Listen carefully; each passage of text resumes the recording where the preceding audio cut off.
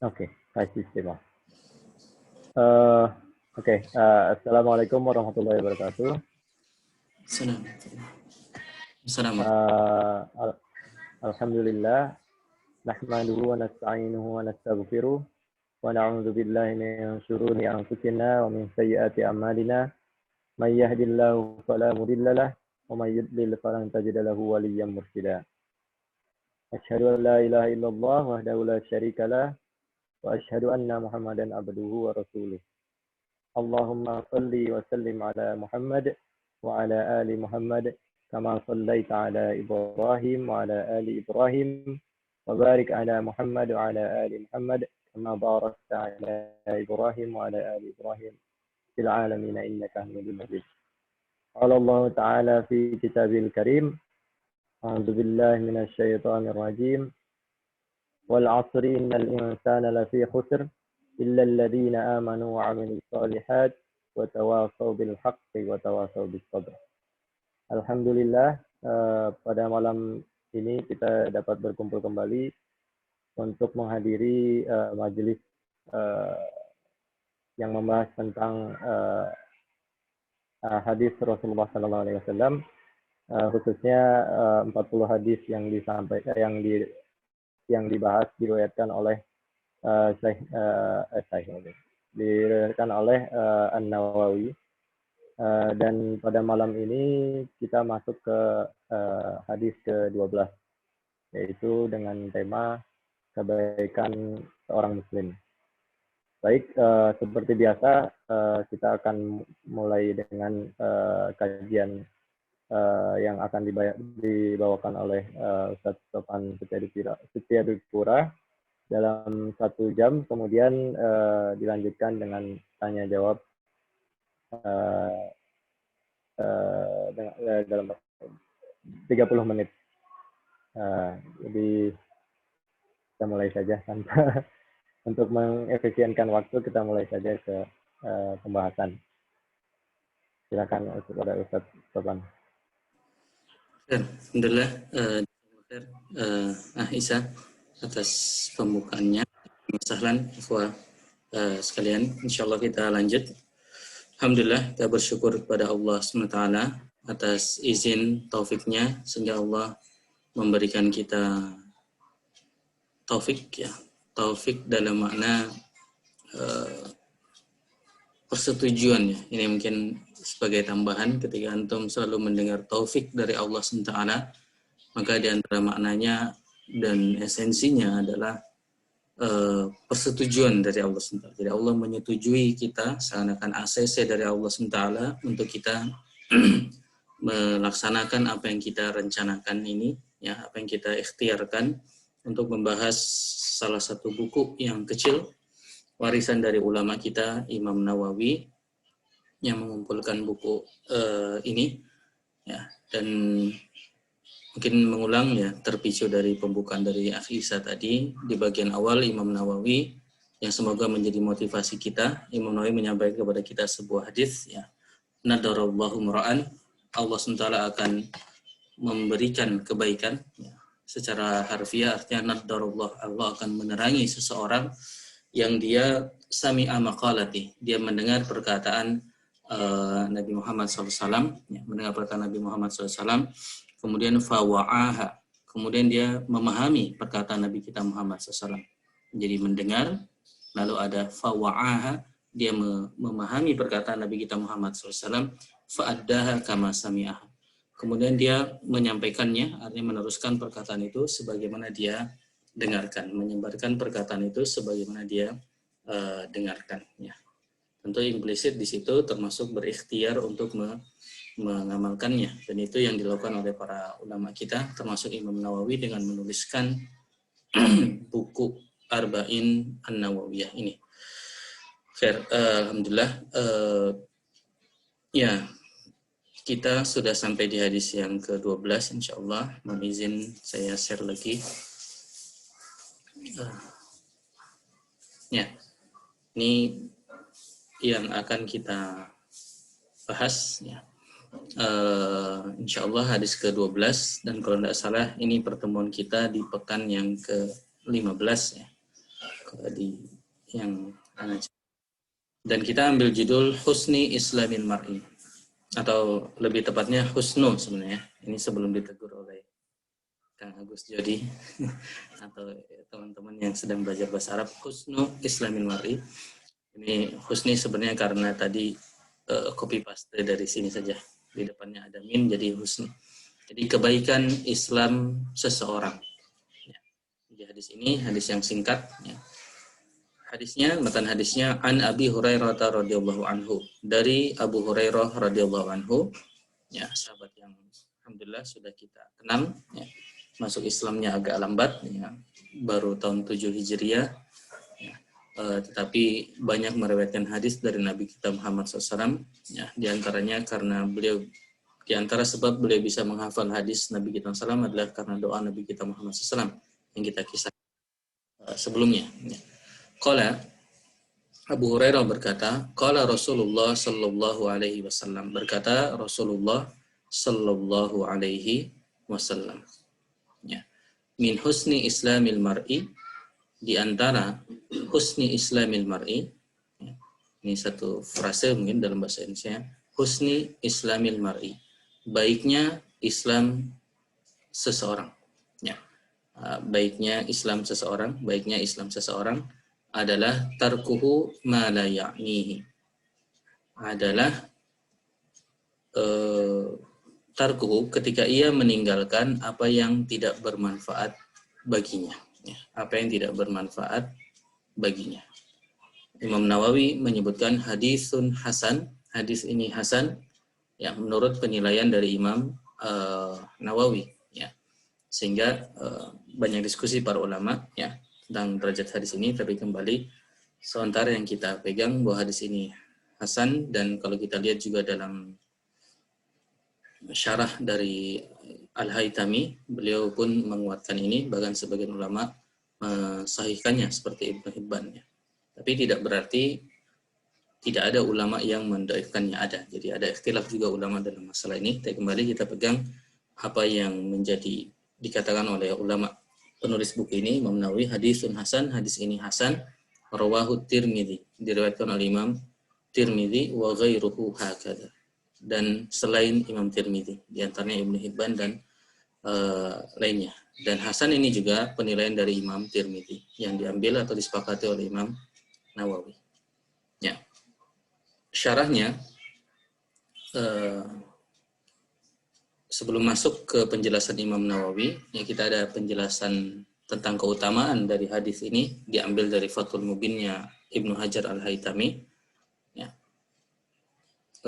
Kembali sekedar mengatakan, Ibnu Hajar ini ulama yang datang sekitar tahun 900-an, ya. Jadi 300 atau 200 tahunan lebih setelah Imam Nawawi. Ya. Jadi lebih muda datangnya dari Imam Nawawi.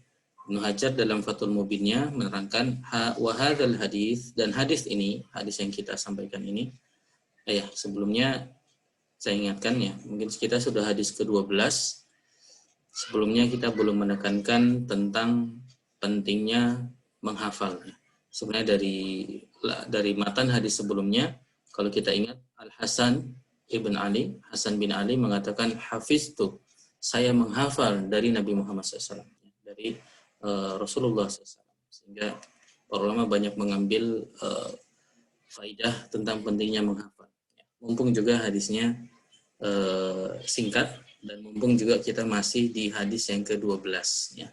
Jadi bagi teman-teman yang mungkin bisa menginvestasikan waktunya untuk menghafal matan singkat apa yang disampaikan oleh Imam Nawawi dalam bukunya, silakan, ya. Tentu tidak harus, apalagi wajib, ya.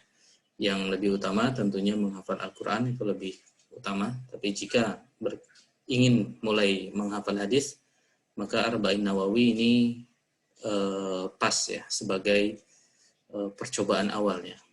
Jadi buku pertama yang bisa ditaklukkan adalah menghafal Al-Arba'in An-Nawawiyah. Ya, jadi misalnya hadis ini, alhamdulillah, termasuk yang pendeknya. An Abi Hurairah radhiyallahu anhu qala Rasulullah sallam, min husni islamil mar'i tarkuhu ma la ya'nihi, haditsun hasan rawahu Tirmidzi wa ghairuhu hakadha. Jadi disebut menghafal matan arba'in, artinya kita betul-betul menghafal dari an sampai hakadzanya ini semuanya. Khair. Tentang keutamaan hadisnya, jadi hadis yang ke-12 ini Ibnu Hajar menyebutkan rub'ul Islam, ya, seperempat dari Islam. Jadi mewakili seperempat nilai-nilai keislaman. Ala ma qalahu Abu Dawud, sebagaimana dikatakan oleh Abu Dawud, ya. Ulama lain yang dinukil perkataannya oleh Ibnu Hajar Al-Haytami. Wa aqul, dan saya berkata, Ibnu Hajar berkata, bahkan huwa nisful Islam, bahkan setengah Islam. Bahkan huwal Islamu kullu, bahkan mewakili semua dari nilai Islam. Ya. Mengapa? Li'annahu, karena Islam itu la yakhlu an fi'li ma ya'ni. Jadi Islam itu kalau mau dibagi, fi'li ma ya'ni, mengerjakan apa yang bermanfaat, wa tarku ma la ya'ni, dan meninggalkan apa yang tidak bermanfaat. Jadi mengerjakan yang bermanfaat, meninggalkan yang tidak bermanfaat. Jadi hadis ini bisa dinilai setengah Islam ketika difahami secara istilahnya gampangnya secara harfiah, bahwa memang hadis ini hanya menyebutkan tarkuhu ma la ya'ni, meninggalkan apa yang tidak bermanfaat. Tapi kalau difahami dengan konsekuensinya bahwa meninggalkan itu ada konsekuensi implisitnya, termasuk juga mengerjakan yang bermanfaat, maka itulah makna yang beliau maksud bal huwa al-islamu kulluh, itu Islam semuanya. Ini maksud paragraf yang disampaikan oleh Ibnu Hajar Al-Haytami. Ya, disampaikan oleh Ibnu Hajar Al-Haytami. Jadi kembali beliau menyampaikan Islam itu kalau mau kita sederhanakan, ya ujung-ujungnya mengerjakan yang bermanfaat, meninggalkan apa yang dilarang, ya. Mengerjakan yang bermanfaat atau ya berguna baginya di dunia dan akhirat, dan meninggalkan. Sehingga hadis ini bisa dinilai nisful Islam, setengah dari Islam. Itu tambahan terkait di antara kebesaran atau keutamaan dari hadis ini. Kita masuk di penjelasan Imam Nawawi. Kembali kita sedang mempelajari buku ini, buku Imam Nawawi, seorang sosok dengan kita coba menyelami intelektualitas Imam Nawawi, ya, karya ilmiah beliau. Dan menarik ketika beliau menerangkan ini, beliau memaparkan dengan riwayat lainnya. Di sini beliau komentar, qauluhu sallallahu alaihi wasallam, perkataan Nabi kita sallallahu min husni islamil mar'i tarkuhu ma la ya'nihi, yaitu ma la yahummuhu, apa yang tidak penting, ya. Apa yang tidak penting baginya, min amridin wad dunya, dari urusan agama dan urusan dunianya. Jadi yakni yang tidak penting itu baik dari sisi agama maupun urusan dunia. Minal af'al wal aqwal, baik perkataan maupun perbuatan. Ya, jadi ini penjelasan Imam Nawawi bahwa yang tidak bermanfaat dari dua sisi, urusan dunianya maupun urusan agamanya, baik perkataan maupun perbuatan. Kemudian Imam Nawawi menukil perkataannya, diskusi atau obrolan Abu Dzar Al-Ghifari dengan Nabi kita Muhammad SAW. Ya. Jadi untuk menjelaskan hadis yang sederhana, Imam Nawawi mensyarahnya dengan riwayat lain, dan riwayat ini banyak terdapat dalam turas dalam buku-buku warisan para ulama kita yang banyak diriwayatkan. Dan di sisi lain kita perhatikan bagaimana diskusi Abu Dzar dan Nabi kita SAW itu pelajarannya luar biasa, ya. Artinya diskusinya sampai diingat oleh umat setelahnya, oleh orang-orang setelahnya. Ini diantara keutamaan dari Abu Dzar. Jadi diskusi yang luar biasa. Ya, wa qala sallallahu alaihi wasallam, dan berkata sallallahu alaihi wasallam Nabi kita Muhammad SAW li Abi Dzar, kepada Abu Dzar, hina sa'alahu an suhufi Ibrahim, ketika Abu Dzar bertanya tentang suhufi Ibrahim, tentang suhuf Ibrahim, ya. Lembaran-lembaran, ya, kitab, ya, tapi bentuknya lembaran-lembaran yang dikirim atau diturunkan kepada Nabi Ibrahim alaihissalam. Maka Nabi kita menjawab, kanat amsalan kulluha, ya, bahwa isinya adalah permisalan-permisalan semuanya. Jadi isinya adalah perumpamaan-perumpamaan. Ya, kana fiha, ya, di dalamnya, ya, kana, ini Allah alam apakah nyambung dengan bahasa Indonesia ya. Kalau bahasa Indonesia ada istilah apa? Konon. Konon. Meskipun konon kesannya kayak fiksi atau tidak benar ya. Tapi kana artinya hal yang di dalamnya, kana fiha, bahwa di dalam suhuf Ibrahim itu ada pelajaran ayyuha as-sultan al-maghrur. Wahai sultan penguasa yang maghrur, terperdaya atau tertipu ya. Inni lam ab'atsuka litajma'a amwala. Saya tidak mengutusmu untuk mengumpulkan al-amwal, harta. Ba'duha ala ba'din. Artinya sebagian, artinya harta yang ini dan harta yang lainnya. Ya. Secara harfiah di sini kita tidak terjemahkan. Walakin tetapi ba'atsuka litarudda anni da'watal matlum. Tetapi aku mengutusmu untuk menolak, dalam artian tarudda artinya mencegah dariku doanya orang-orang yang dizalimi. Artinya agar tidak ada orang-orang yang dizalimi berdoa kepada Allah sementara. Maksudnya begitu ya. Artinya penguasa itu Allah tidak berkehendak agar mereka ngumpulin harta ya, karena itu yang bukan hal yang diminta Allah sementara. Justru poinnya adalah saya ingin jangan sampai ada orang yang dizalimi itu sampai perlu berdoa kepada saya ya. Lalu lanjutannya sesungguhnya maknanya kurang lebih seperti itu ya, bisa kita pahami ya. Fa ini maka sesungguhnya aku, yaitu Allah sementara, la aradda ya, tidak menolak doa-doa tersebut walau kanat min kafir, meskipun doa itu datang dari orang kafir ya. Sehingga secara implisit kita bisa ambil pelajarannya tidak bolehnya zalim ya, bahkan termasuk kepada orang-orang kafir. Dan ini diantara prinsip Islam ya. Lawan dari adil adalah kezaliman. Jadi tidak boleh zalim dan kita diperintahkan untuk menegakkan keadilan ya, bagi orang muslim maupun orang non muslim ya. Jadi ada hak seorang yang bahkan non muslim, dia punya hak untuk ditegakkan keadilan kepadanya ya, tidak dizalimi. Karena apa? Karena dia manusia ya. Karena dia punya hak sebagai seorang manusia. Dan dalam Al-Quran Allah sebutkan walaqad karramna bani Adam, dan telah kami muliakan bani Adam. Jadi ada kemuliaan ya, cukup karena dia seorang manusia ya. Ini mungkin yang sudah disebut nilai kemanusiaan, karena ada memang dia manusia. Nanti haknya bertambah ketika dia ternyata keluarga. Oh, maka hak dia bertambah karena silah ada, karena ada hubungan rahim ya, ada hubungan kerabat. Ternyata tetangga bertambah lagi sebab dia memiliki hak lebih dari kita. Ternyata apalagi lebih dasar dia ternyata seorang mukmin atau seorang muslim ya. Maka masuklah dia ke dalam ukhuwah Islamiyah ya, atau ukhuwah imaniyah. Ya. Dan yang paling luas tadi adalah ukhuwah basyariyah. Jadi hubungan kemanusiaan, dan itu juga dihormati dalam Islam. Ya. Jadi ini pesan di dalam suhuf Ibrahim ya. Jadi Allah mengatakan, wahai pemimpin, saya nggak minta harta, justru saya ingin kamu ya menolak, atau kita maknai di sini mencegah doa orang zalim nyampe kepada saya ya, karena saya tidak akan mengabaikan, tidak akan menolak doa-doa tersebut ya. Jadi seakan kalau bisa jangan ada yang dizalimi dengan kepemimpinanmu tersebut ya. Dan ini tentu yang berat ya, bagi seorang pemimpin. Wa kana fiha, dan juga di dalam suhuf Ibrahim itu ya disebutkan alal aqil ma lam yakun maghluban ala aqlihi.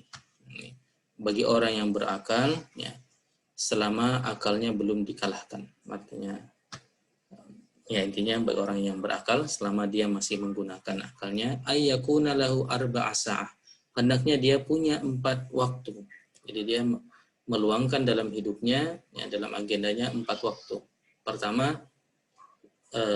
sa'atun yunaji fiha rabbahu, waktu di mana dia bermunajat kepada Rabbnya ya, dia bermunajat ya. Berbisik-bisik artinya bermunajat ya, dan ada nuansa meminta juga kepada Allah Subhanahu wa ta'ala. Wa sa'atun yatafakkaru fi san'illahi ta'ala, dan waktu untuk berpikir tentang ciptaan Allah SWT. Dia memikirkan ciptaan Allah Subhanahu wa ta'ala ya. Ini bagi para peneliti apa bisa masuk ini ya, memikirkan ciptaan Allah SWT, ya, memikirkan bagaimana memanfaatkan ciptaan Allah SWT tersebut, ya. Bagi saintis mungkin memikirkan bagaimana dibalik fenomena tersebut, atau ada yang nuansanya rekayasa atau engineer, bagaimana memanfaatkan dari hal-hal tersebut, ya. Nomor 2 tadi, artinya ada waktu untuk yatafakkar fi sunillahi ta'ala. Tapi kalau kita ingat juga dalam ayat di surah Al-Imran, ya, ujung-ujungnya harus membawa dia untuk mengagungkan Allah SWT. Ya. Rabbana ma khalaqta hadza batila subhanaka. Jadi subhanak, mensucikan Allah SWT dan berlindung dari api neraka. Jadi ujung-ujungnya harus ke sana. Ya. Para ulama sebagian menyebutkan ujung-ujungnya harus dengan istighfar. Jadi ujung-ujungnya mengagungkan Allah, mengecilkan dirinya. Wasa'atun, dan waktu yuhaddisu fiha nafsah, dan waktu di mana dia merenungkan dirinya sendiri. Ada yuhaddisu fiha nafsah, maknanya dia berbicara dengan dirinya. Artinya dia berintrospeksi atau muhasabah mungkin, ya. Dia berevaluasi, mengevaluasi dirinya, ya, kira-kira apa yang sedang saya kerjakan, apa yang sebenarnya saya tuju, lalu saya sudah di mana, bagaimana sebaiknya yang saya kerjakan, dan lain sebagainya. Jadi ada saat-saat muhasabah seperti ini. Dan wasa'atun yakhlu bidzil jalal wal ikram, dan waktu di mana dia juga berkhalwat, yakhlu, yang menyendiri dengan Allah Subhanahu wa taala. Ini mungkin sekilas mirip dengan yang munajat, ya, wallahu a'lam. Ya. Munajat mungkin ada nuansanya meminta, ya, wallahu a'lam. Kalau yakhlu itu berkhalwat, berzikir kepada Allah Subhanahu wa taala, yang lebih menguatkan zikirnya, berkhalwatnya dengan Allah Subhanahu wa taala. Dan nomor 1 dan nomor 4 ini mungkin di antara waktu yang mulia dan utama, tentunya waktu sepertiga malam terakhir, ya. Waktu tahajud itulah, ya, yang dalam ayat sebutkan wa minal laili fatahajjat bihi nafilatan lak, ya, sebagai tambahan bagimu, dan bonusnya asa ayab asaka rabbuka maqaman mahmuda. Jadi ada kedudukan yang tinggi yang dijanjikan Allah SWT. Dan Imam Nawawi di sini dalam riwayatnya wa innatil kasa'ah, dan waktu yang itu, maksudnya yang keempat tadi, untuk berkhalwat dengan Rabbnya, aunun lahu ala menjadi penolong baginya terhadap tilkasa'ah, terhadap 3 waktu yang lainnya, ya. Jadi kesempatannya untuk berkhalwat dengan Allah SWT itu akan menolongnya untuk bisa meluangkan waktu atau bisa sukses lah, ya, dalam 3 waktu yang lainnya. Ya. Dan di sini saya selipkan karena riwayat yang mirip juga dinukilkan oleh Ibnu Hajar Al-Haytami. Tentu kita paham secara kronologisnya Ibnu Hajar juga kemungkinan besar, ya, membaca syarah Imam Nawawi ini. Jadi ketika beliau mensyarah, beliau pun memberikan riwayat dari Sahih Ibnu Hibban. Mirip, hanya beda yang keempat itu beliau tulisnya wasa'atun yakhlu fiha lihajatihi minal mat'am wal mashrab. Waktu di mana ia yakhlu, sama ya, yakhlu artinya dia meluangkan waktunya sendiri untuk keperluan seperti makan dan minum, artinya seperti mencari nafkah. Jadi ada nuansa yang keempat dalam riwayat lain seperti ini. Tentu kita bisa gabungkan, ya, seakan jadi 5, atau ada kemungkinan yang nomor 4 di sini mirip dengan nomor 1 sehingga nomor 4-nya digantikan yang ini. Kembali riwayat-riwayat kadang berbeda, tapi semuanya bisa memperkaya wacana kita, memperkaya keilmuan kita. Lebih lanjut, wa kana fiha, dan dalam Suhuf Ibrahim, alal akil ma lam yakun maghluban ala aqlihi, orang yang berakal itu hendaknya alla yakuna sa'iyan, hendaknya dia tidak berusaha, sa'iyan artinya tidak berjuang, sa'iyan, ya, ya, katanya mirip yang sa'i lah, ya, sa'i artinya berjuang, illa, kecuali dalam 3 hal ini, ya. Yang pertama adalah tazawwad lima'adin, artinya berbekal untuk hari akhirat. Jadi dia, kalau dia berjuang, maka hendaknya masuk dalam kriteria itu adalah mengumpulkan bekalnya untuk akhirat, ya. yang ketiga adalah ma'unah lima ashin, jadi mencari bekal ya, atau ya yang bisa menolongnya untuk penghidupannya, jadi kayak dalam kehidupan. Waladzat, dan kenikmatan fi ghairi muharram, jadi merasakan kenikmatan pada selain yang diharamkan. Alhamdulillah, jadi hal-hal yang berbekal untuk hari akhirat, mencari penghidupan dunia, dan juga di sini alhamdulillah mengapa? Karena secara eksplisit bahkan dibuka waktu untuk piknik, istilah kita boleh jadi tidak selalu serius, tidak selalu tegang gitu ya. Baik urusan ukhrawi maupun urusan duniawi, pekerjaan misalnya, tetapi juga ada saat-saat di mana kita meraih atau memperoleh kelezatan atau kenikmatan ya. Tetapi batasannya fi ghairi muharram, tidak dalam hal-hal yang diharamkan, tidak dalam hal-hal yang diharamkan. Tentu juga dengan pemahaman yang beberapa kali kita bahas dalam kajian kita, bahwa bahkan mencari bekal untuk penghidupan pun itu bernilai ukhrawi sebenarnya ya, bernuansa ukhrawi, tapi kadang dia tetap dipisahkan, jadi ada kegiatan-kegiatan yang sifatnya mencari bekal untuk penghidupan, ada yang kegiatan berbekal untuk akhirat. Contoh gampangnya adalah doa masuk masjid dan doa keluar masjid. Ya. Kalau kita lihat ada seperti berganti fokus, ya. Berganti kayak ganti fokus kita. Ketika kita mau masjid, kita bilang apa? Kita mengharap rahmat dari Allah SWT. Ya. Ketika keluar, kita mengharap fadilah. Ya. Fadilah yang itu bernuansa kepada bisa mendapatkan rezeki kebaikan di dunia ini. Ya. Jadi dua hal itu kadang dipisahkan, tetapi ketika dengan niat untuk akhirat, semuanya bernilai akhirat. Juga lanjutnya riwayat ini, wa kana fiha, dalam Suhuf Ibrahim juga ada pelajaran alal akil malam yakun maghluban ala aqlihi, yang bagi orang yang berakal selama akalnya tidak dikalahkan, artinya dia masih menggunakan akalnya dengan baik. Ayyakuna, yang dia nasihat yang luar biasa, ayyakuna basiran li zamani, hendaknya dia basiran, dia memiliki pandangan yang jelas, artinya dia memahami zamannya ya, memahami zamannya. Jadi sekarang ini apa yang kita sedang berada di dalam kondisi yang seperti apa, sehingga dia bisa bersikap dengan baik ya, bersikap dengan baik sesuai dengan kondisi zamannya ya, sehingga dia bisa bersikap istilahnya secara hikmah sesuai dengan kondisi di mana itu yang dia hadapi ya. Ya. Kemudian yang kedua, muqabbilan ala sya'nihi, artinya kita bisa terjemahkan dia memperhatikan.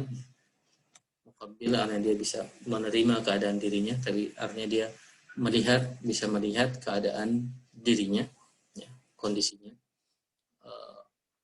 Hafizan li lisani, dan yang ketiga menjaga lisannya ya, menjaga lisannya. Jadi memahami zamannya, mengenal juga kondisi dirinya, dan ini lalu nanti di combine bagaimana dia dengan pemahaman tentang dia dan pemahamannya tentang medan, tentang zamannya, bagaimana dia bisa memainkan perannya sebagai khalifatullah ya, sebagai wakil Allah Subhanahu wa taala di muka bumi ini untuk memberikan manfaat, untuk memberikan rahmat dengan berbagai cara yang Allah berikan atau bukakan kepada kita ya.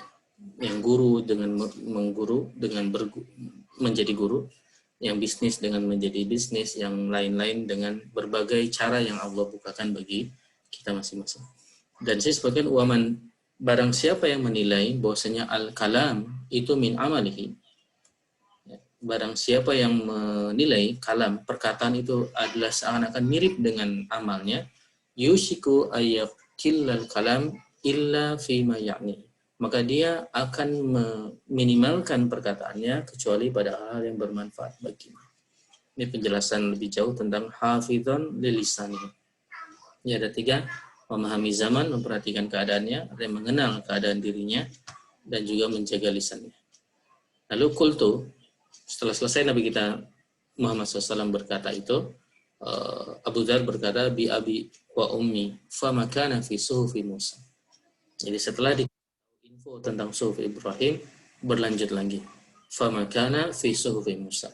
Lalu apa isinya suhuf Musa itu? Ya, artinya kembali ya seperti yang disampaikan ya kebanyak dalam hadis sebelumnya pernah kita bahas ya sebelumnya tentang banyak bertanya itu ya, maka disyarah oleh Imam Nawawi banyak bertanya itu ada yang bagusnya, jadi yang jelek itu hanya yang tidak pada tempatnya dan berlebih-lebihan ya. Tapi kalau bertanya yang seperti ini maka ini bagus ya.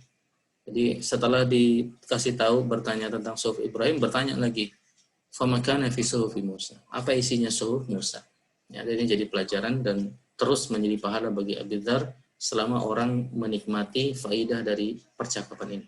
Qala, maka Nabi kita Muhammad SAW berkata, kanat ibran atau ibaran kullaha. Jadi isinya adalah pelajaran ibrah semuanya.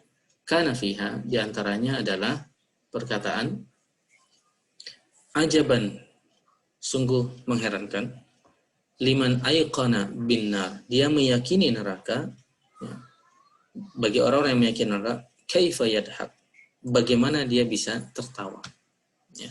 Kembali kalimat-kalimat ini hadir dalam nuansa yang memberikan penekanannya ya.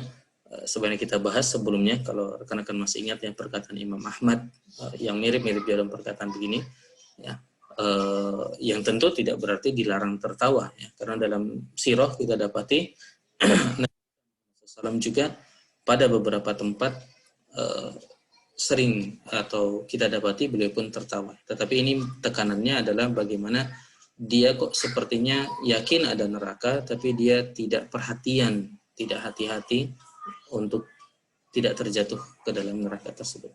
Wa ajaban, dan juga ajaib atau mengherankan, liman ayqana bil maut, dia meyakini kematian, kaifa yafrah ya, bagaimana dia bisa gembira. Artinya harusnya dia was-was ya, kapan kematian itu datang, jadi dia was-was, artinya dia merasa takutnya, takut akan datangnya mati dan dia belum siap, maksudnya seperti itu ya. Kembali juga tidak berarti kita dilarang gembira ya. Tadi alhamdulillah kita boleh piknik ya, kita boleh menikmati kelezatan ya, kenikmatan ya, selama tidak haram. Wa ajaban liman ra'ad dunya wa taqallubuha bi ahliha, dan sungguh ajaib bagi orang yang melihat dunia dan taqallubuha bi ahliha, bagaimana dunia itu telah mengombang-ambing ahli dunia, para pecinta dunia ya. Bagaimana dunia itu telah menipu orang-orang pecinta dunia. Jadi kita mungkin melihat orang-orang yang asalnya baik tapi setelah mendapatkan dunia kok dia jadi aneh, dia jadi melakukan hal-hal yang buruk ya. Tetapi wahwa ma'innu ilaihi, tetapi dia juga ternyata tentram atau senang dengan dunia yang dia lihat telah memperdaya banyak orang ya. Wa ajaban liman aikona bil qadari, dan ajaib mengherankan yang yakin terhadap takdir, summa huwa yaghdabu, kemudian dia marah padahal dia telah tahu semuanya atas takdir Allah Subhanahu wa ta'ala. Kembali ini pun dengan pertimbangan yang tadi ya, dengan pertimbangan yang tadi ya. Bahwa ada tempatnya di mana syariat Islam juga mengajarkan marah ya. Secara umum tidak boleh marah, tapi ada tempat-tempat yang memang Nabi kita masalah mencontohkan, ada tempat-tempat yang memang ketika syariat ini dihina ya, panji-panji Islam itu dihina, kita boleh marah karena Nabi SAW pun mencontohkan seperti itu.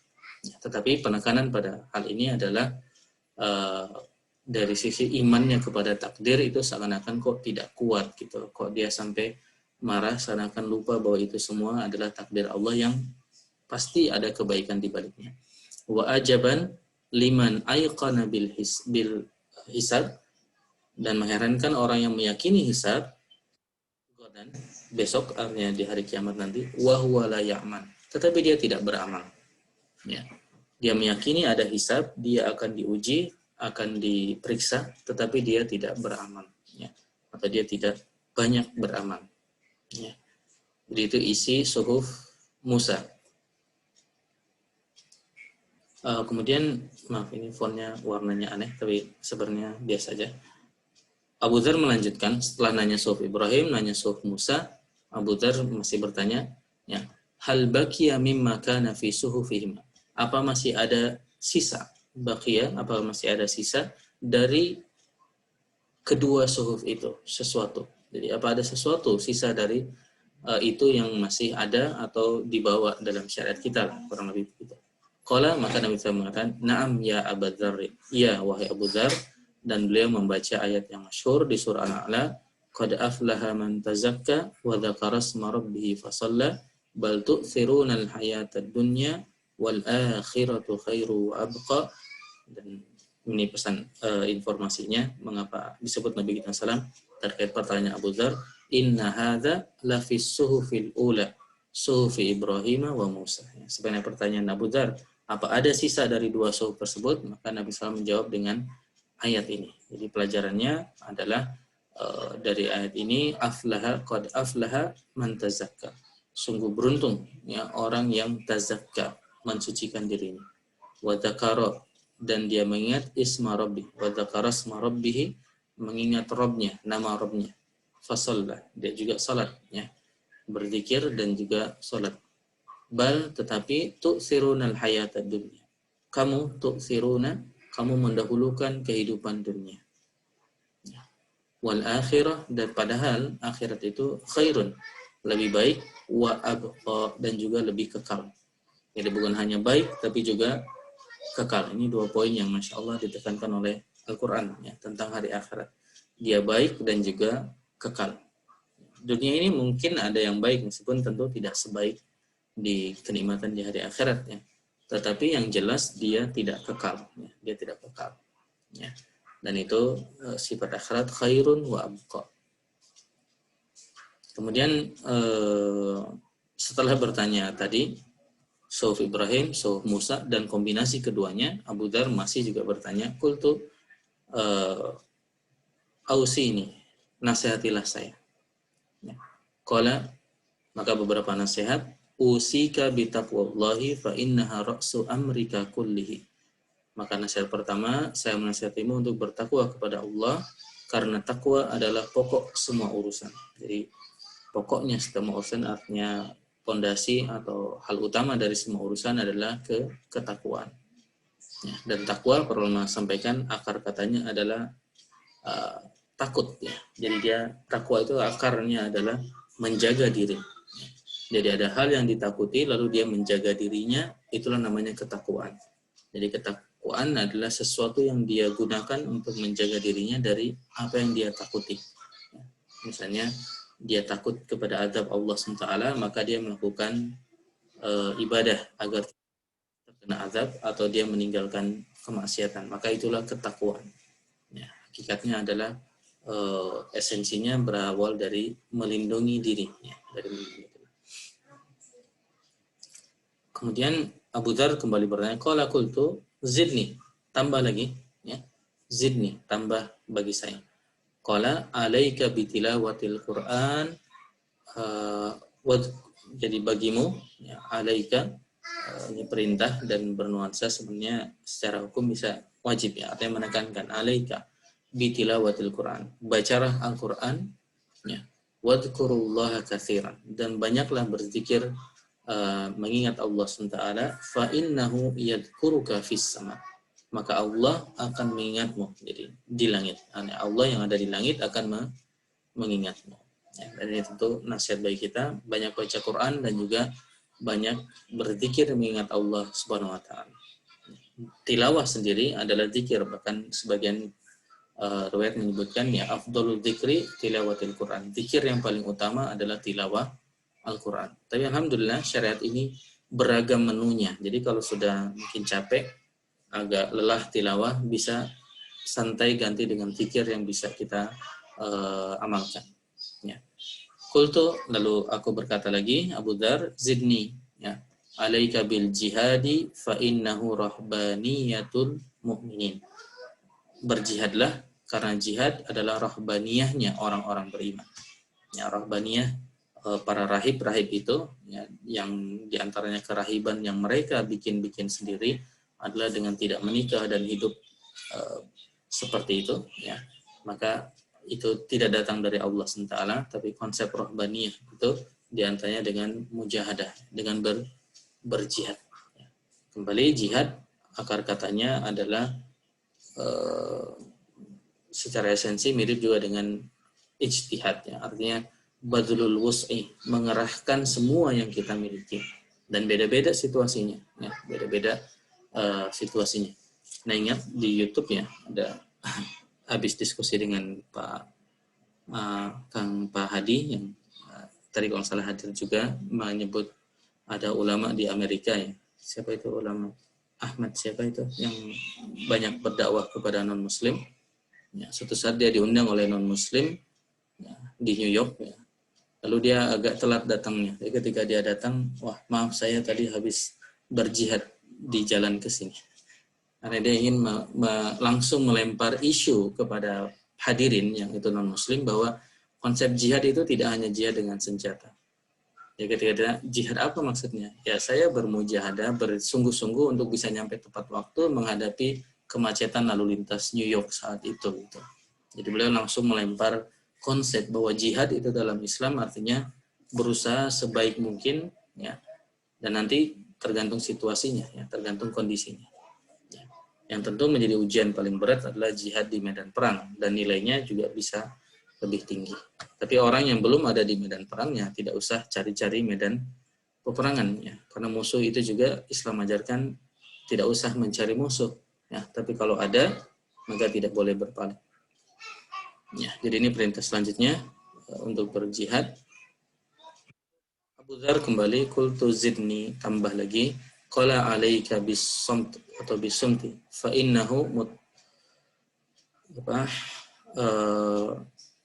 dapat mengusir, ya, tarada mutarridah, ya, bisa mengusir lisyayatin. Jadi diam itu bisa mencegah setan anka dari kita. Wa aunun laka ala amri dinik, dan menolong urusan agama.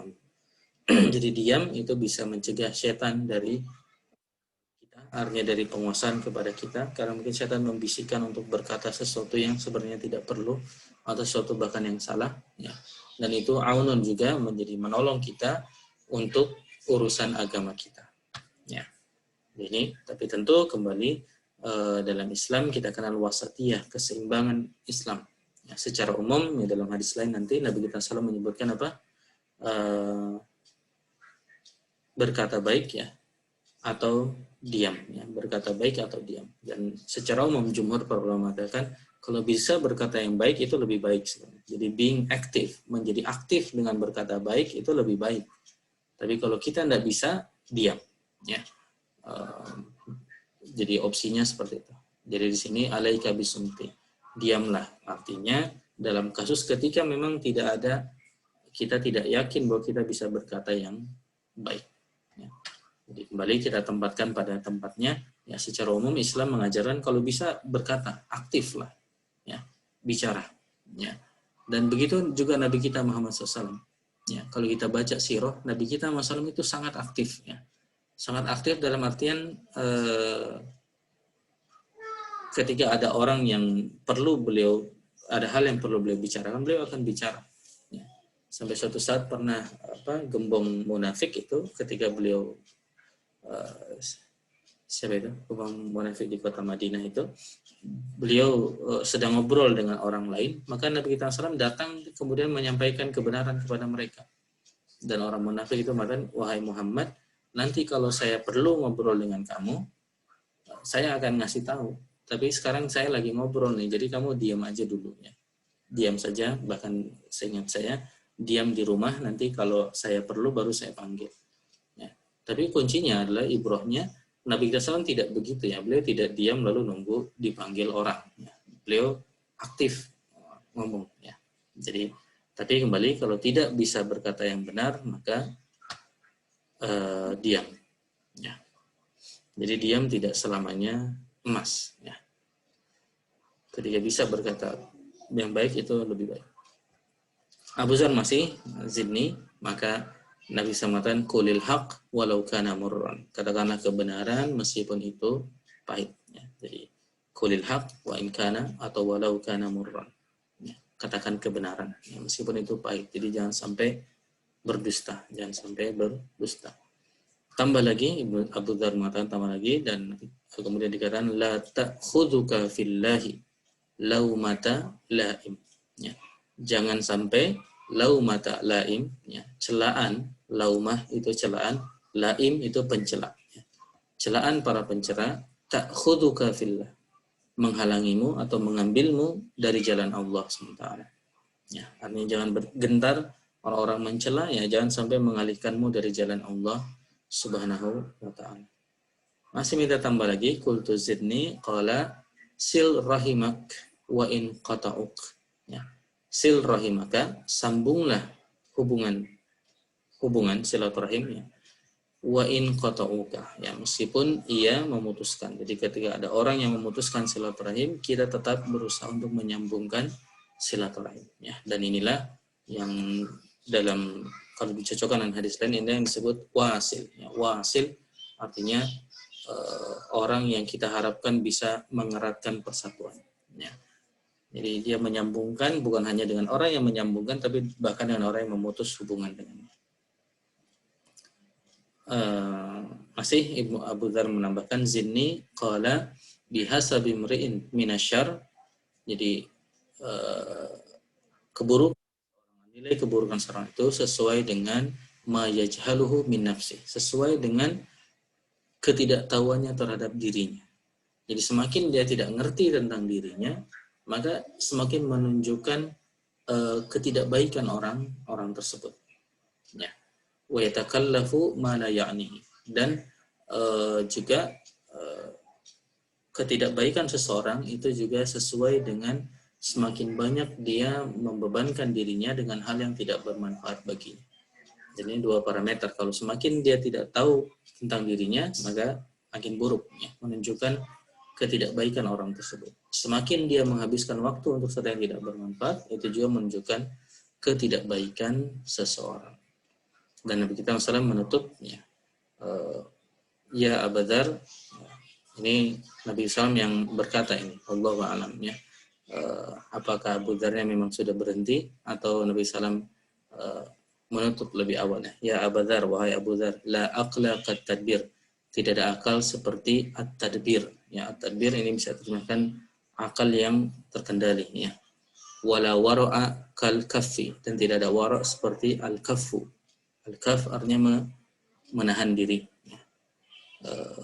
Menahan diri. Wala hasana ka husnul khuluq, dan tidak ada kebaikan seperti husnul khuluq, ya. Jadi ini ujung dari penjelasan Imam Nawawi, dari riwayat yang beliau sampaikan ketika menjelaskan ini. Di diskusi Abu Dzar tadi, mulai dari suhuf Ibrahim, suhuf Musa, kombinasi suhuf Ibrahim dan Musa yang dijawab dengan surah Al-A'la, dan setelah itu pun beliau nambah lagi minta nasihat, berbagai nasihat, dan ditutup dengan perkataan Nabi kita Muhammad Sallallahu Alaihi Wasallam ini. Jadi ini banyak menarik bagaimana Imam Nawawi mencukupkan menjelaskan hadis yang pendek ini dengan riwayat ini, ya, dengan riwayat obrolan Abu Dzar dan juga Nabi kita Muhammad Sallallahu Alaihi Wasallam. Ini sekedar tambahan sedikit, ya, dari Fathul Mubinnya Ibnu Hajar, ya. Ibnu Hajar menerangkan tentang ma la ya'nihi, ya. Disebutkan faida iqtasara ala ma ya'nihi, jika seseorang mencukupkan dirinya atas apa yang bermanfaat baginya, salima min sairil afati wa jami'is syurur wal mukhasimat, maka dia akan selamat dari semua keburukan. Kita terjemahkan semua keburukan karena mungkin afat, syurur dan mukhasimat ya dekat-dekat lah, ya, dan kelemahan kita menerjemahkannya. Wa kana dzalika minal fawaid ad-dalah ala husnil Islam, dan hal itu menunjukkan kebaikan Islam seseorang, wa rusuhu imani, kekuatan imannya, wa haqiqatu taqwahu, hakikat dari takwanya, wa mujanibatuhu li hawahu, dan bagaimana dia bisa menjauhkan dirinya dari hawanya, hawa nafsunya, ya. Bagaimana dia bisa menjauhkan dirinya dari hawa nafsunya, dan hawa nafsu inilah yang membawanya untuk bergerak kepada hal yang jelek.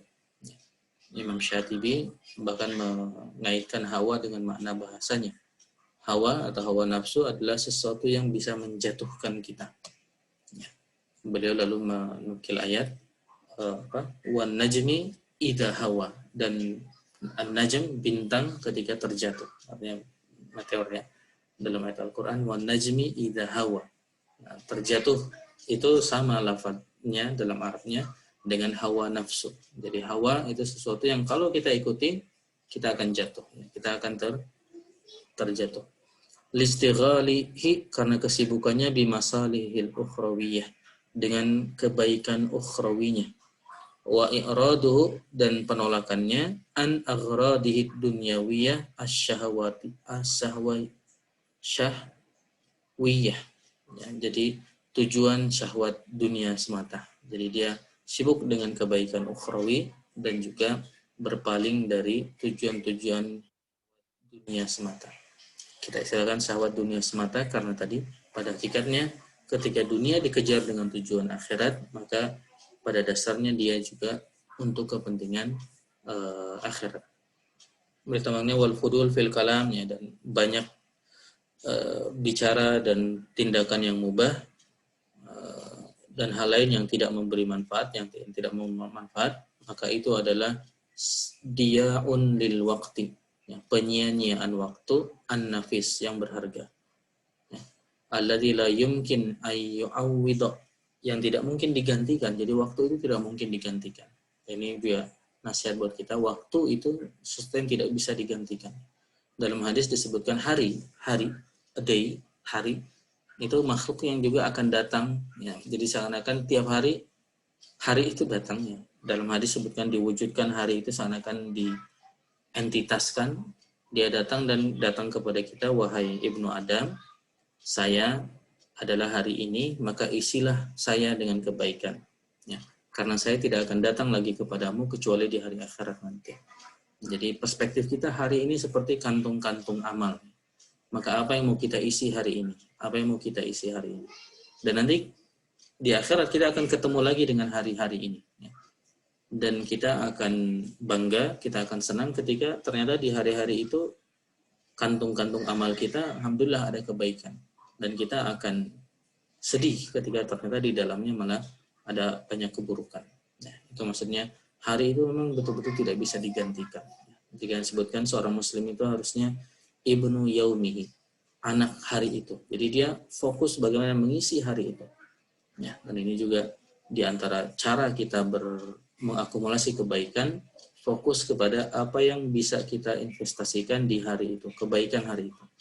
Misalnya ya termasuk kerjaan mungkin yang secara waktu menyita banyak, ya. Sayang sekali kalau itu tidak diniatkan sebagai kebaikan. Sedekah misalnya, kalau bisa ada sedekah meskipun sedikit. Ya. Kembali konsepnya adalah potong per hari. Ya. Mungkin kemarin sudah sedekah, tapi itu di kantong yang kemarin. Nanti kalau saya buka kantong yang ini, nggak ada sedekah, bagaimana? Dan mungkin kita tetap bersedekah untuk hari ini. Jangan lupa tentu yang wajib-wajib di hari ini, salat 5 waktu. Ya. Kalau bisa hari ini diisi dengan, sehingga amal kita itu tujuannya, apa yang mau saya kumpulkan hari ini. Ya. Kalau bisa, alhamdulillah misalnya salat jamaah kita, oke di hari ini. Saya tambah juga dengan qiraah dan lain sebagainya. Jadi konsepnya apa yang mau saya akumulasi di hari ini. Ini tambahan-tambahan lain dan kita akhiri dengan beberapa nukilan. Di sini Al-Hasan menukilkan dan kembali dinukil oleh Ibnu Hajarnya, min alamat i'radullahi ta'ala 'anil 'abdi, di antara tanda penolakan Allah terhadap kepada hamba itu adalah ayyaj'ala syaghalahu fi ma la ya'ni. Ketika seseorang itu sibuk dalam hal yang tidak berguna baginya.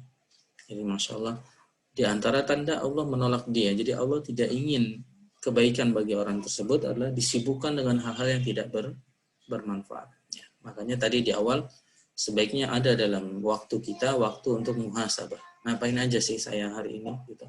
Apakah hal-hal tersebut bermanfaat atau tidak? Apa hubungannya dengan tujuan yang ingin saya raih? Ya, Insya Allah perkataan Al-Hasan, dan secara umum Al-Hasan, ketika disebutkan Al-Hasan maka yang dimaksud adalah Al-Hasan ibn Ali, Allah alam, yang Anda tahu seperti itu. Kemudian Imam Tirmizi juga menukil di sini ada seseorang itu meninggal Ibnu Hajar mengatakan yaitu syahid kama fi riwayah, sebenarnya dalam riwayat. Maka orang lain berkata absyir bil jannah, berilah kabar gembira surga baginya. Faqala sallallahu alaihi wasallam, maka Nabi kita sallallahu mengatakan, awala tadri, apa kamu tidak tahu?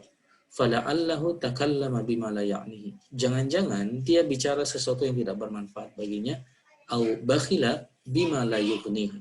Atau dia bakhil, dia kikir atas sesuatu yang tidak bermanfaat baginya. Jadi Masya Allah, ini kita bicara syahid ini, orang yang mati di medan perang. Ternyata Rasulullah memberikan kemungkinan bisa batal syahidnya gara-gara dua hal ini. Gara-gara apa? Takallama bima la ya'nihi. Dia bicara yang ngasal, ya, dan pembicaraan itu bahkan bisa berakibat fatal baginya. Ya. Yang kedua, dia bakhil atas apa-apa yang la yughni. Sesuatu yang dia tidak perlu sebenarnya. Dia tidak perlu dengan hal tersebut, tapi mau dikasih orang juga dia nggak mau. Padahal dia juga nggak perlu hal tersebutnya. Insya Allah. Mungkin itu ini yang terakhir hanya tambahan hadis yang sempat saya tulis atau kopas di sini tentang hadis yang akan ditanyakan nanti di hari kiamat. La tazulu qadama 'abdin yaumal qiyamah hatta yus'alu an umrihi fi ma afna. Ini terutama mungkin di sini ya, tadi penekanan tentang waktu. Umur kita dipakai untuk apa? Ini akan ditanya nanti di hari akhirat.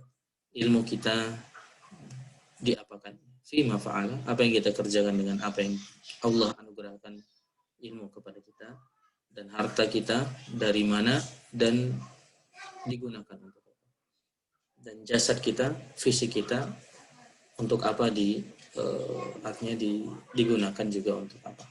Dan sekedar reminder saja. Oke, mungkin itu ikhwas sekalian, Isa yang bisa kita baca dari penjelasan Imam Nawawi. Hadisnya pendek dan tadi Imam Nawawi menjelaskan menggunakan riwayat yang juga panjang tadi, ya, diskusi atau tanya jawab antara Abu Dzar Al-Ghifari dengan Nabi kita Muhammad Sallallahu Alaihi Wasallam, ya, dan tadi beberapa tambahan dari Ibnu Hajar Al-Haytami. Mungkin begitu, mangga Kang Isa. Aisyah. Alhamdulillah, jazakallah khair kepada Ustaz Topan atas paparannya. Seperti yang kita dengar dari paparan hadis pada malam hari ini, itu luar biasa, sangat menurut saya mengerikan gitu. Maksudnya karena ya seperti yang tadi dibacakan juga di awal itu, surat Al-Asr itu ya intinya wal asri innal insana lafi khusr. Jadi defaultnya manusia itu merugi gitu. Jadi dengan apa yang kita dengarkan malam ini itu banyak sekali kesempatan-kesempatan yang orang biasa, kalau dia orang itu tidak bertakwa, itu pasti waktu-waktu yang ada di dunia itu nggak dimanfaatkan dengan sebesar-besarnya gitu. Karena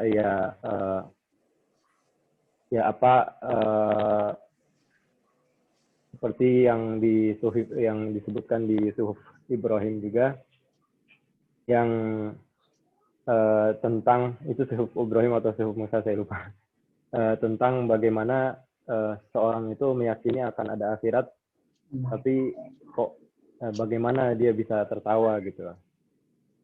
Nah itu luar biasa gitu, kata-kata yang sangat menohok sekali mungkin ya.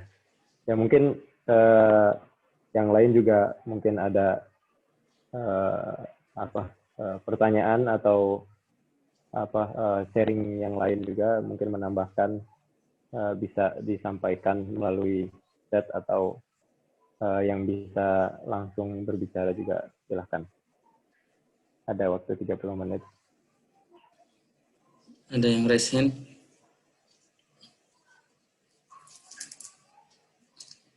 Ada yang angkat tangan? Kayaknya Aisyah. Ada? Gimana nih caranya? Kelihatan nggak? Atau langsung aja? Siapa? Rida itu, raise hand, angkat tangan. Langsung saja.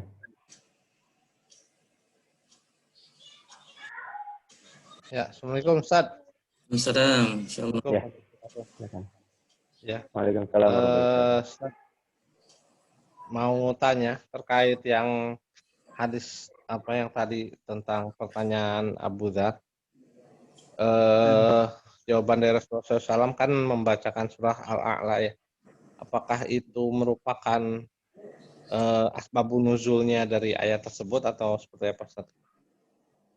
Atau memang ayatnya sudah turun duluan lalu dibacakan pada Abu Dzar? Nah, ya, jazakumullah khair.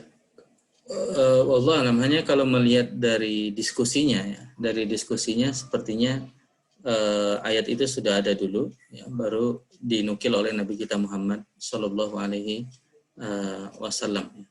Jadi tidak gara-gara ditanya baru keluar ayat itu. Dari yang ana pahami seperti itu. Wallahu a'lam. Kalau dari melihat dari obrolan tampaknya seperti itu. Saya pun belum dicek nih, Kang Rida. Bentar. Ya, mungkin begitu. Afwan. Atau ada yang mengetahui? Tafadhol. Silakan, ada yang lain mungkin pertanyaan atau unek-unek tentang misalnya ya mungkin banyak yang ini ya apa sih bertanya juga kalau misalnya kan ini kan tentang meninggalkan hal-hal yang tidak berguna bagi seseorang gitu, bagi dirinya itu sampai tahapan mana, maksudnya siapa yang bisa menilai apakah hal tersebut berguna atau tidak gitu. Soal contohnya misalnya main game gitu. Main game untuk refreshing gitu misalnya. Kan banyak tuh. Ya. Itu apakah Ya, alhamdulillah. Jadi pertama tentu kalau kita lihat urutan dari hadis yang dipaparkan oleh Imam Nawawi, sebenarnya kalau dilihat kita sudah mulai dari hal-hal yang pokok dulu. Jadi ada yang pokok, yang fondasi, rukun iman, rukun Islam, menjelaskan ada yang wajib, ada yang haram, ya, ada yang harus dikerjakan, ada yang harus ditinggalkan. Lalu beranjak lagi, kita pun dikenalkan dengan konsep syubhat. Ada yang in between antara halal dan haram. Ya, syubhat. Jadi sebagian ulama menyebutkan ada yang wajib ditinggalkan, ada yang sunnah. Ya. Kita bahas juga. Jadi syubhat itu ketika memang masih membingungkan itu sunnah ditinggalkan, meskipun sebagian ulama mewajibkan, tetapi Imam Nawawi, Ibnu Hajar termasuk yang bagaimanapun selama tidak ada vonis itu haram, maka tetap tidak wajib untuk ditinggalkannya. Seperti kasus yang sering kita sampaikan, misalnya Isa yang menunggu seseorang di depan toko minuman keras misalnya. Itu kan ada syubhatnya, tetapi tetap tidak wajib pergi dari situ, ya. Karena pada esensinya dia tidak mengerjakan hal yang haram. Tapi kalau dia bisa pergi, itu dia menyelamatkan agamanya dan juga menyelamatkan kehormatannya. Tapi tidak sampai wajib, ya, sunnah istilahnya. Lalu hadis ini, ya, lebih jauh lagi Imam Nawawi seakan-akan memaparkan ada hal-hal yang istilahnya muhassinat, ya, pelengkap. Jadi dia bahkan meninggalkan hal-hal yang mungkin juga halal tetapi tidak bermanfaat baginya. Jadi ini sudah lebih lagi. Jadi pada dasarnya itu adalah halal, ya. Misalnya main game itu secara esensi kebanyakan halal, meskipun mungkin secara esensinya ada yang haram ketika memang ada hal-hal yang haram dalam gamenya. Tapi secara esensi dia halal, hanya dia nanti bisa menjadi haram atau bukan haram, ya. Dia bisa menjadi sesuatu yang tidak bermanfaat ketika mulai masuk ke level ghulu, berlebihan. Ya. Nah, level ghulu ini yang mungkin ditanyakan tadi, bagaimana level ghulunya. Ya, istilah yang digunakan oleh Ibnu Hajar tadi memang al-fudul, ya, fudul berlebihan dalam hal yang mubah. Ya, ini yang memang jadi masalahnya. Pertanyaannya yang agak susah, berlebihan itu batasnya seperti apa? Ya, di antaranya mungkin ketika itu sudah menjadi fokusnya lah ya. Jadi yang namanya piknik itu kan ya sekali-sekali lah ya. Jadi kalau tiap hari piknik ya mungkin ya kembali ya pada dasarnya halal dan boleh. Tetapi ketika membuat dia lalai dari hal yang lain, ya mungkin ini di antara faktornya adalah apakah itu melalaikannya dari kewajiban atau mulai melalaikannya dari hal yang sunnah. Jadi dilihat efeknya kepada hal yang baik. Kalau dia sudah melalaikan dari hal yang wajib, maka dia bisa jadi jatuhnya bahkan jadi haram ya. Kalau misalnya dia main game sampai dia tidak sholat ya, selama waktu sholat, maka otomatis dia haram. Tapi kalau melalaikan dari yang sunnah misalnya, dia tidak main game sehingga dia sholatnya hanya mencoba dengan yang wajib, langsung mulai lagi, main lagi, ya, maka itu bisa jadi makruh karena mencegahnya dari hal yang sunnah. Atau bisa jadi mubah kalau masih di batas-batas. Nah, batasannya memang yang agak repot ya. Jadi poinnya mungkin apakah itu ghulu atau tidak, bisa dilihat ke dampaknya tadi. Tadi kita selalu mengacunya kepada ibadah ya. Tapi juga bisa mengacu kepada kewajiban duniawi dia. Misalnya pikniknya tadi ya bisa dengan game atau lainnya, itu membuat dia lalai juga dengan kewajibannya. Ya, seorang guru misalnya membuat dia lalai dari menyiapkan kuliah untuk dia berikan besoknya, gara-gara dia mengerjakan hal-hal yang seperti itu. Atau seorang pekerja, dia lalai dari pekerjaannya hanya gara-gara hal yang sebenarnya mubah, tetapi dia sudah sampai level yang mengambil waktunya, mengambil konsentrasinya hingga dia lalai. Wallahu alam, mungkin teman lain bisa nambahkan, tapi kerangkanya kurang lebih seperti itu yang kita coba pahami dari awalnya. Ada yang harus ditinggalkan, halal dan haram, ada yang syubhat, dan kita sebenarnya para ulama ya kalau kita lihat secara umum penjelasan tentang hadis ini bicara di muhassinat, bicara di hal-hal yang menghiasi seorang muslim ya, menghiasi seorang muslim ketika dia bahkan bisa meninggalkan dari hal-hal yang boleh tetapi tidak bermanfaat bagi dia. Wallahu a'lam. Baik, jazakallah khair. Baik, ada lagi yang mau bertanya atau menambahkan? Ya, Bang. Aksektor mungkin? Hari nanya, Ri. Atau nambahin, Ri? Mungkin saya dikit ya. Oh, ya. Terkait dengan tadi Isa yang bertanya itu yang apa? Masalah mubah itu. Tapi mungkin saya cuma ini berkaca dari membaca banyak sirah nabi, sahabat dan sebagainya, itu mereka itu punya prinsip memberi lebih. Jadi misalkan agama mensyaratkan cuma segini tapi diberi lebih. Sedekah, zakat itu segini, Abu Bakar semua diberikan, kemudian Utsman memberikan pokoknya mereka itu Abu Bakar radhiyallahu an, Utsman radhiyallahu an, Umar bin Khattab, semua itu contoh-contoh orang yang selalu berpikir memberi lebih pada kemanfaatan itu. Kalau kita sudah bisa berpikir memberi lebih, misalnya nih di Bukalapak, udah nggak di Bukalapak ya. Di Bukalapak dibilangnya standarnya cuma segini. Nah, kita memberi lebih meskipun gajinya sebenarnya nggak sebanding dengan yang kita berikan lebih itu, karena biarlah nanti yang menilai itu Allah. Jadi kerja kita itu ada nilai ukhrawinya gitu. Memberi lebih itu. Nah, kalau kita sudah berpikir memberi lebih, maka kemungkinan tidak akan sampai yang mubah itu menjadi fokus gitu. Karena fokus kita adalah memberi lebih. Mungkin itu saja. Terima kasih. Alhamdulillah. Jazakallah khair. Pak Wisnu. Ya, dengan konsep memberi lebih. Nah, ya. Ada Ya yang lain? bahasa saya ya, maksudnya Ya. itu berdasarkan kesimpulan membaca kitab-kitab sirah itu semangatnya memberi lebih banyak daripada yang sebenarnya dituntut itu loh dari para sahabat itu kan, itu yang membuat Islam itu maju tuh seperti itu. Betul. Bukan gini, saya kan cuma digaji segini, ya udah kalau segini mah kalau saya konversikan nggak perlu bikin paper kalau kayak gitu. Mau gaji cuman dosen cuman segini masa nuntut bikin paper. Nah, kayak gitu itu kan itu bisikan setan menurut saya.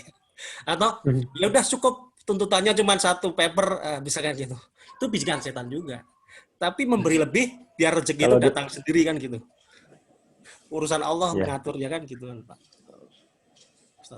Gitu aja. Kalau dulu di Bukalapak ada ininya Pak, ada slogannya gitu. Jadi kita punya 5 prinsip, salah satunya itu go the extra mile gitu.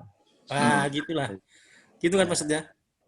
Terus tapi dapat kompensasi nggak di situ? Ya enggak sih. Oke. Tapi kan kepuasan kali ya, dibuat puas. Betul. Go the extra mile. Kadang-kadang tidak harus Pak dinilai uang, tapi dengan penghargaan, dengan apa kayak gitu-gitulah perhatian dan sebagainya. Betul, alhamdulillah. Ya, jazakumullah khair Pak. Kalau istilah Umar Capra ya, yang sering kita diskusikan di Midori. Jadi katanya memang manusia pada dasarnya memang pengen dibalas, pengen dihargai dan lain. Maka yang dilakukan oleh Islam adalah memperluas cakrawala balasan itu. Jadi balasannya tidak hanya di dunia tapi juga di akhirat. Tetapi rasa atau tabiat ingin dibalas itu yang terus dikembangkan oleh Islam. Hanya masalahnya siapa yang balas dan kapan dibalasnya itu yang dirubah. Tapi tabiat ingin dibalas. Jadi ketika tadi extra mile itu memberi lebih itu tetap ujungnya karena kita ingin kebaikan buat diri kita, hanya tidak dalam konsep yang terbatas di dunia. Konsepnya sudah beyond dunia, sudah lebih dari dunia. Dan ini masya Allah ya, tentu sangat luar biasa sebenarnya. Yang susah memang nanti kita coba meng-apply itu. Dan pada dasarnya masuk juga di konsep jihad tadi ya Pak Wisnu ya. Karena jihad kan memberi betul-betul apa yang bisa kita berikan. Jadi tidak hanya sebatas yang diminta tadi. Cuman kalau kita dudukan konteksnya, maka ada batas minimum. Ini kita kembali ke konteks ya. Konteks paling minimum adalah sesuai kontrak. Ini paling minimum. Jadi itu paling minim seorang muslim tidak boleh lebih kecil dari kontrak yang disepakati. Artinya apa yang disepakati dalam kontrak itu yang dia berikan. Jadi kalau dia mau lebih, itu bonus buat dia. Bonus dalam perspektif dia tentu bonus di sisi Allah SWT. Sebaliknya, kalau dia mau kurang-kurangi dikit, ya, padahal nggak ketahuan oleh yang menggaji dia pun hati-hati karena urusan dia bukan dengan kontraktor yang mengontrak dia atau yang meminta jasa dia, tapi juga kepada Allah SWT. Jadi ada dua kehati-hatian tadi, memberi lebih dan dia hati-hati untuk kurang meskipun sedikit ya. Artinya untuk tidak memberikan apa yang dijanjikan tadi. Wallahu a'lam. Menarik Pak Wisnu, jazakumullah khair. Mangga yang lain. Jadi boleh nambahin ya. Pak Hadi Yunda, mangga bisa nambahin banyak pengalamannya atau ilmu-ilmunya dan teman-teman lain. Silakan. Mas Sofan. Kang Vektor, enggak. Tentang hadis tadi, pernah disebutkan tadi ada pernyataan bahwa hari akan diwujudkan dalam sebuah makhluk. Nah, boleh minta hadis secara lebih lengkapnya, Mas? Lafalnya bagaimana? Ya, itu yang Anda juga ingat di akhir-akhir jelang materi untuk mendatangkan hadis itu, tapi belum bisa mendatangkan nasnya. Sampai kita bicara, biasanya Pak Agus Jody sudah nyari lafal hadisnya. Tapi hadisnya kalau kita mau search, jadi hari itu akan datang dan dia menyapa kita dan berkata, manfaatkanlah saya, isilah saya, karena saya akan pergi dan tidak akan bertemu lagi kecuali di hari akhiratnya. Tapi mungkin nanti menyusul ya Kang Peter ya. Saya tidak bisa hadirkan kali ini. Hanya isinya kurang lebih seperti itu. Kalau ikhwah ada yang bisa Baik. sambil googling, silakan. Terima kasih Mas. Ya. Saya udah coba googling, cuma belum nemu juga yang sepertinya pas. Oh gitu ya. Iya. Coba. Kalau tentang suhuf Ibrahim dan Musa itu apakah masih ada Mas sekarang ya? Atau sudah lenyap dimakan zaman? Allah alam, yang secara umum diketahui memang sudah tidak ada ya. Wallahu alam. Kalau ada di sebuah museum, tapi kalaupun ada tentu sudah obsolete istilahnya, sudah tidak untuk menjadi panduan lagi, karena nilai-nilai kebaikan yang ada pasti sudah terserap di dalam Al-Quran, dan pada dasarnya Allah SWT tidak menjamin, tidak menggaranti ya, bahwa itu akan terjaga sampai hari akhirat. Jadi kalaupun dia lenyap, ya sangat mungkin ya, karena Allah sendiri tidak menjaga sebagaimana Allah menjaga Al-Quran. Janji Allah untuk menjaga Al-Quran. Baik. Terima kasih Mas Tuan.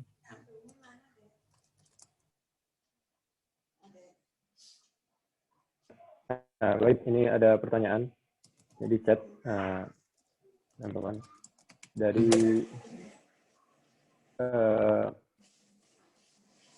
Pak atau Mas ini, Rahmat Sagara bertanya mengenai memberi lebih barusan.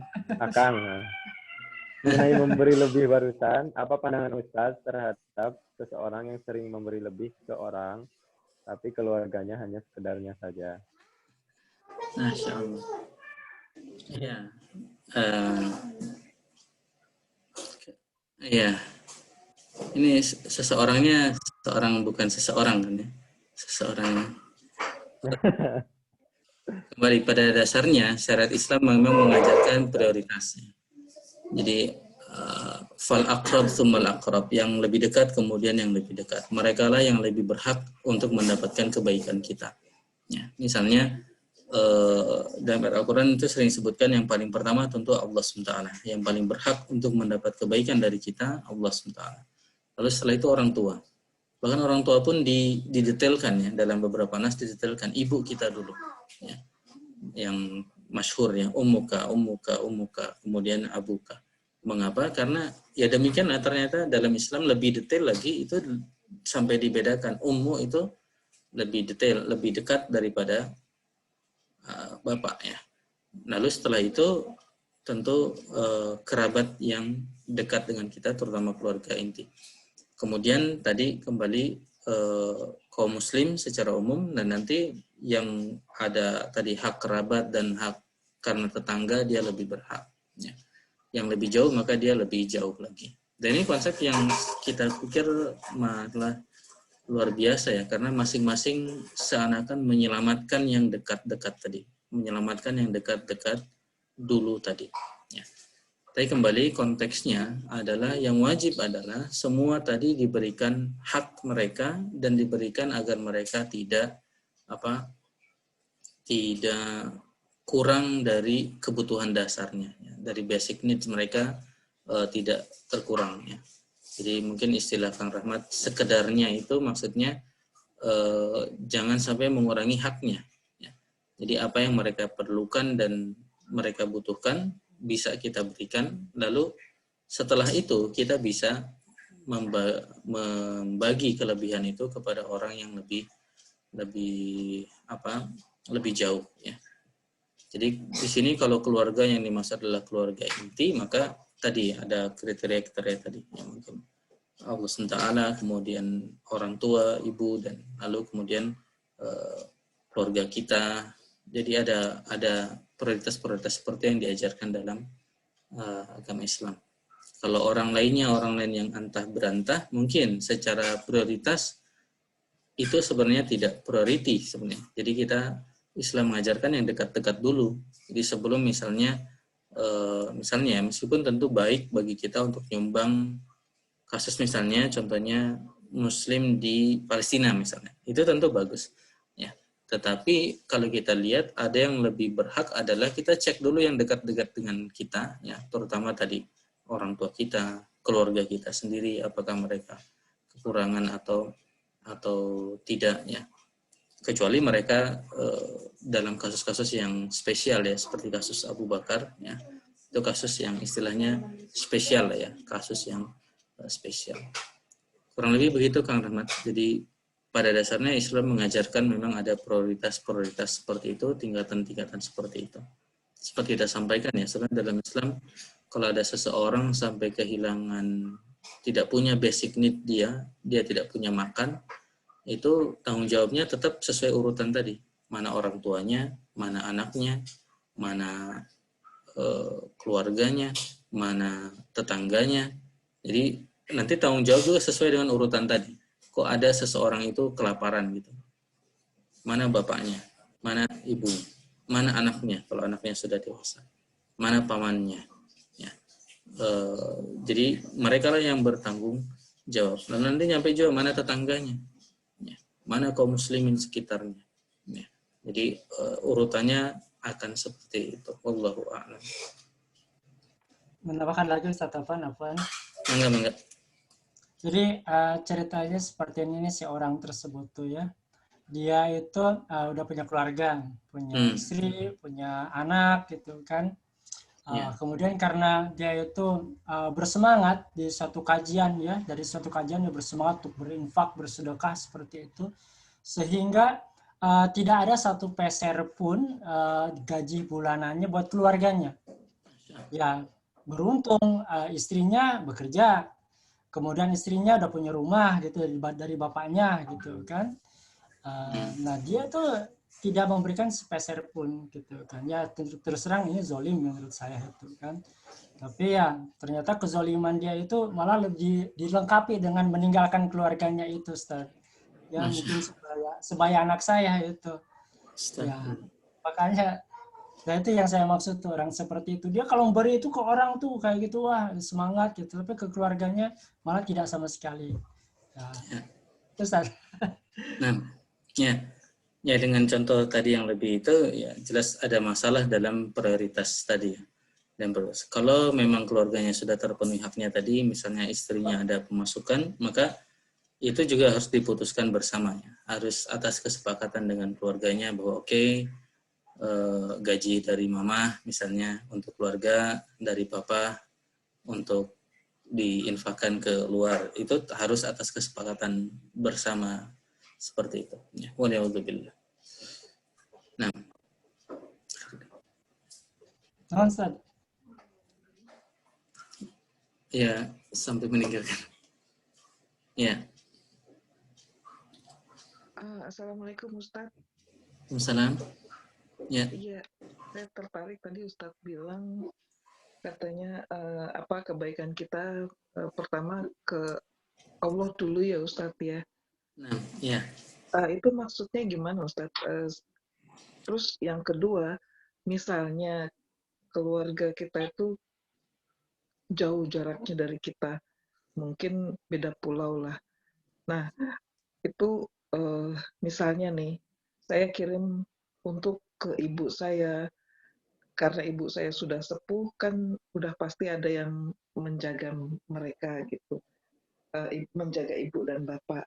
Tapi ibu saya itu kan mungkin apa ya, entah berbagai alasan untuk nggak ikut saya karena dia lebih pilih ikut dengan yang laki-laki, anak laki-laki gitu misalnya Ustaz. Nah terus dari itu seandainya saya selalu misalnya anggaplah kasusnya ini saya kirimkan untuk orang tua, tapi ternyata itu tidak sampai Ustaz.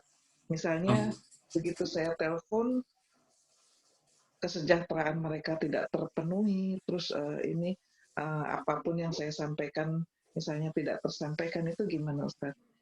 Ya terima kasih Ustaz. Ya, alhamdulillah.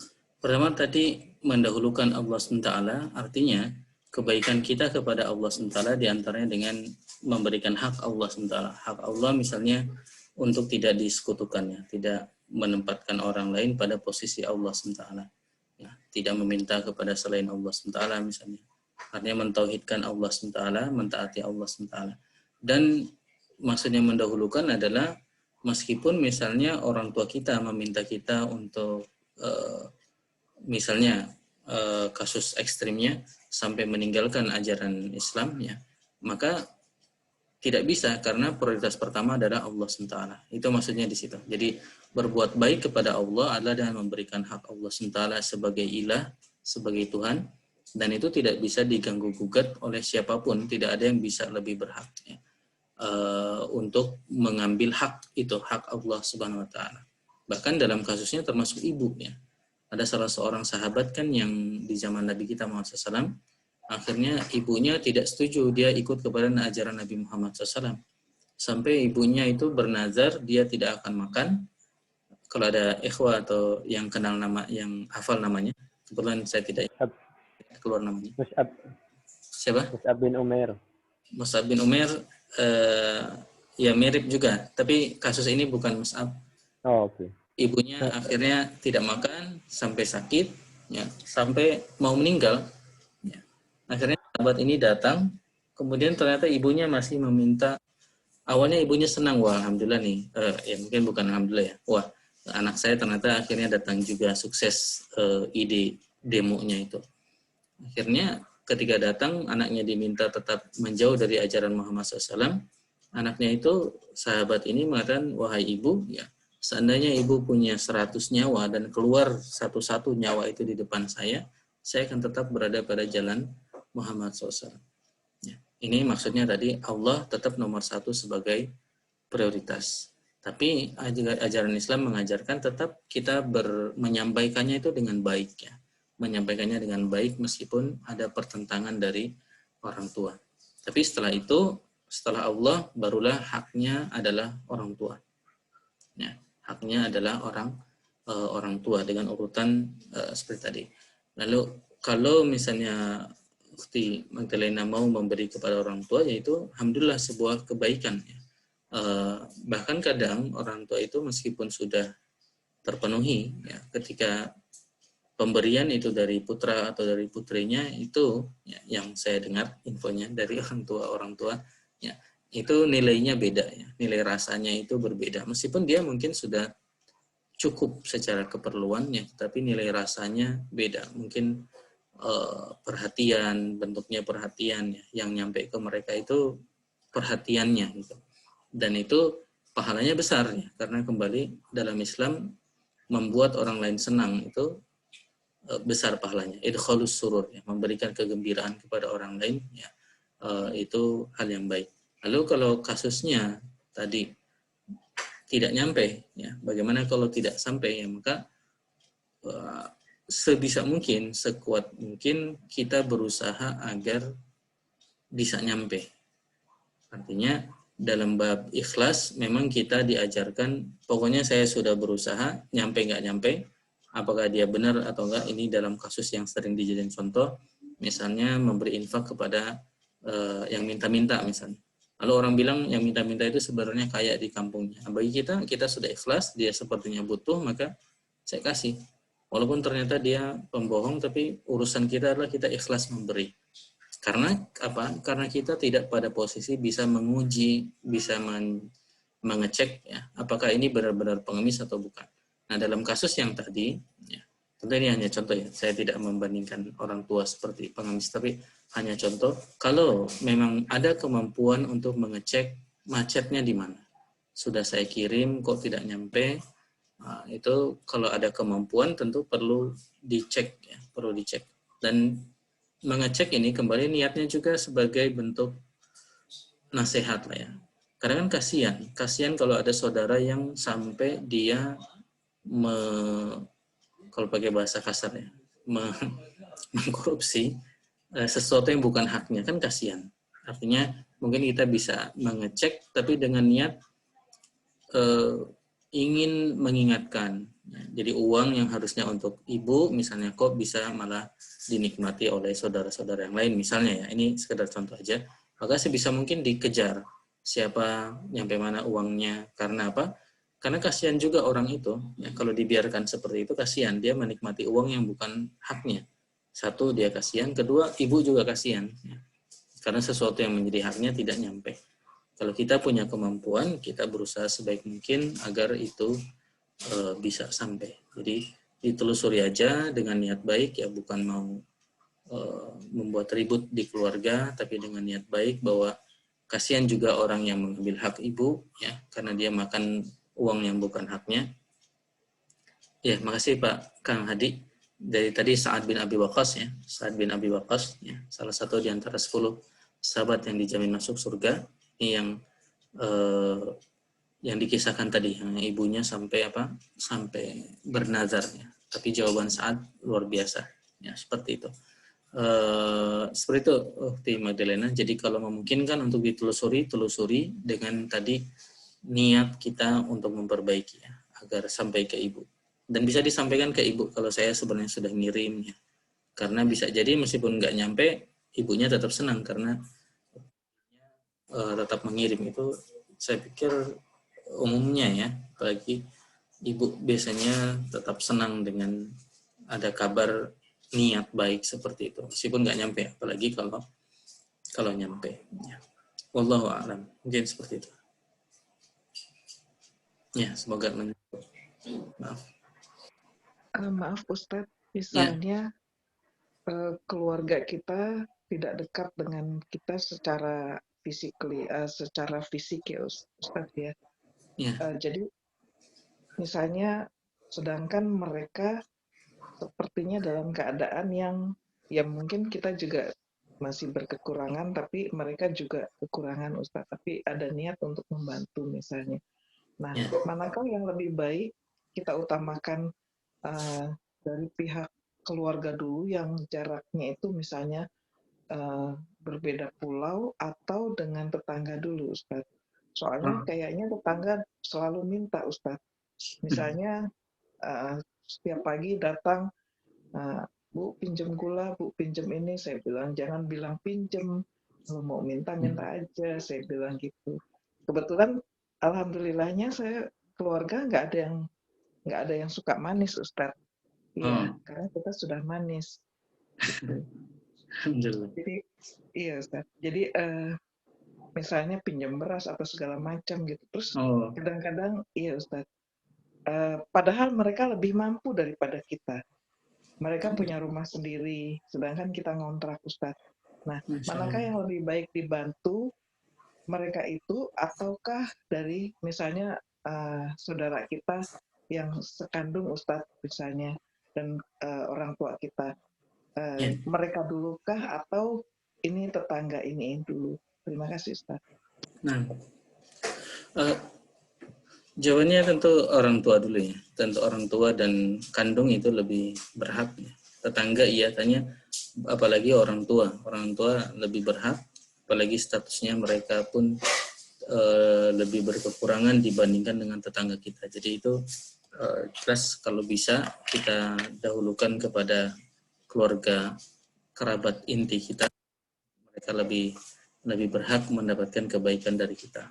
Apalagi statusnya tadi ternyata tetangga pun pada dasarnya mereka tidak terlalu perlu, ya. Maka mungkin malah bisa sebagai nasihat. Sebagai nasihat tidak apa-apa kita sampaikan bahwa jatah itu artinya memang kita tidak ada, ya. Maksudnya mengapa tidak ada, ya karena sudah kita arahkan untuk ke keluarga tadi. Misalnya berasnya jadi berkurang sehingga tidak bisa lagi ngasih, ya, karena sudah di-offer, ya, tidak dibelikan beras tapi uangnya dikirim ke keluarga, dan bisa secara langsung dinyatakan maaf saya tidak bisa lagi memberi, dan itu insya Allah juga bentuk kebaikan bagi mereka, ya. Karena dalam Islam sebenarnya tidak diajarkan orang itu minta-minta padahal dia mampu, ya, padahal dia bisa, ya.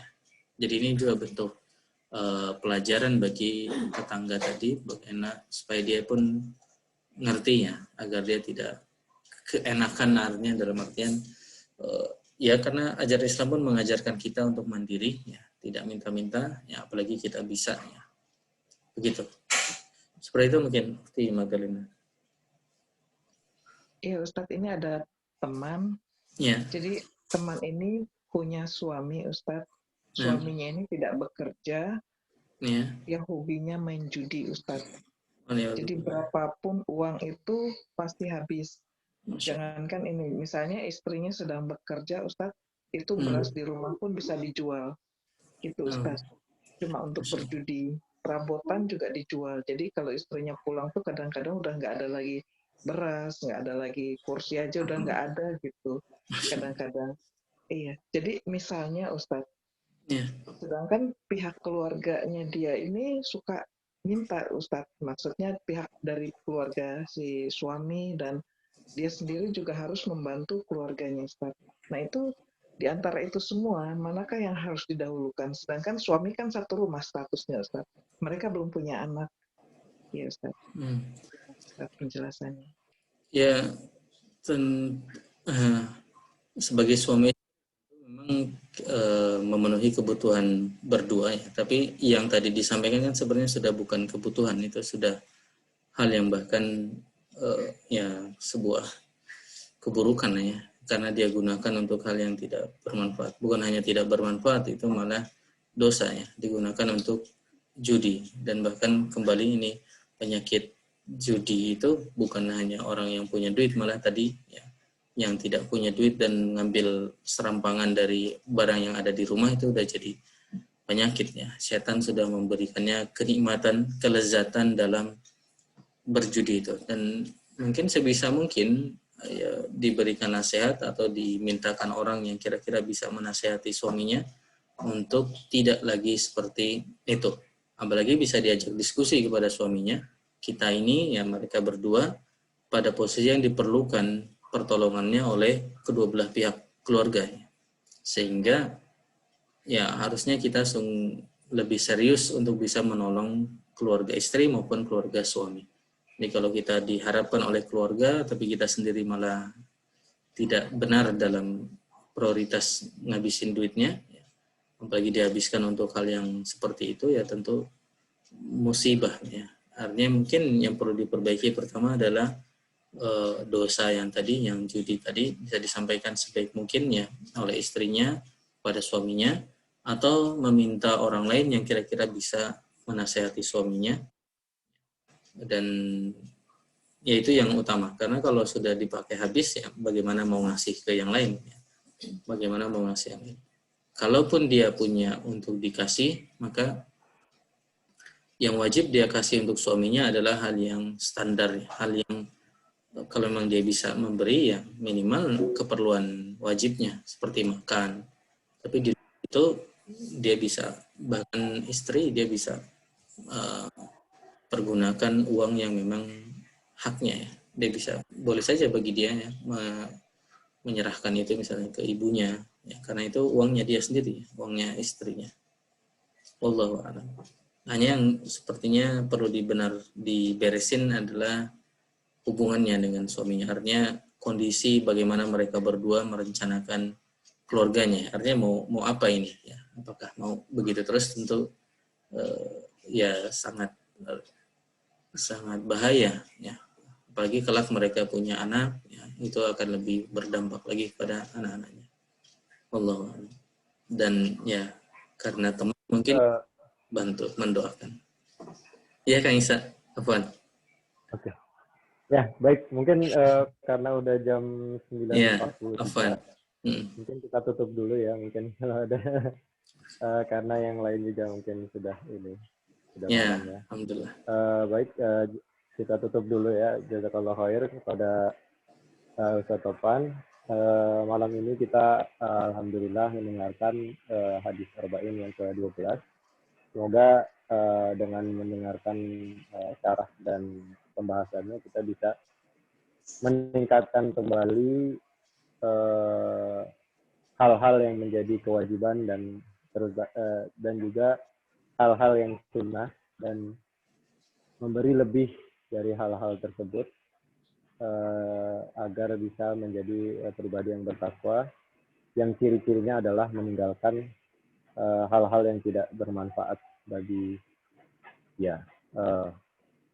Oke, jazakallah khair. Mari kita tutup saja dulu majelis kita pada malam hari ini dengan membaca alhamdulillah dan kafaratul majlis. Subhanakallahumma bihamdika asyhadu an la ilaha illa anta astaghfiruka wa atubu ilaik. Ya. Baik, mungkin kalau misalnya mau dilanjutkan. uh,